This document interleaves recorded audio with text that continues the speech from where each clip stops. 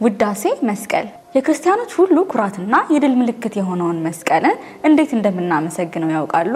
በዛሬ ቪዲዮ ስለ ውዳሴ መስቀል 4 ነጥቦችን በአጭሩ እንመልከት። አንደኛው ጸሐፊው ማን ነው? ውዳሴ መስቀልን የደረሰው ታላቁ የቤተክርስቲያናችን ሊቅና የዜማ አባት ቅዱስ ያሬድ ነው። መስቀሉንና በመስቀሉ ላይ የተሰቀለውን ጌታችንን መድኃኒታችንን ኢየሱስ ክርስቶስን በዜማና በምስጋና አወድሶበታል። ሁለተኛ ለምን ተጻፈ?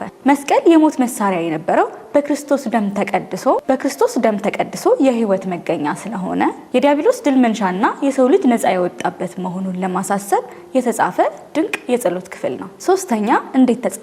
ቅዱስ ያሬድ በመጽሐፍ ቅዱስ ውስጥ ያሉትን የመስቀል ምሳሌዎችን እንደ ሙሴ በትር እንደ ኖህ መርከብ እያነሳሳ በመንፈስ ቅዱስ ተመርቶ በረቂቅ ዜማና ግጥም አቀናጅቶታል። በመጨረሻ እንዴት እንጸልየዋለን? ውዳሴ መስቀልን በተለይም የአብይ ጾም የመስቀል በዓልና ረቡዕና ዓርብ ቀናቶች ላይ በስግደትና በትህትና በመስቀሉ ምልክት ራሳችንን እያማተብን የክርስቶስን መከራ እያሰብን ልንጸልይ ይገባል። መስቀል ኃይላችን ነውና የመስቀሉ ፍቅር በሁላችንም ላይ ይደርብን። በቀጣይ ቪዲዮ የመጽሐፈ ሰዓታትን ሚስጥር በአጭሩ እንመለከታለን።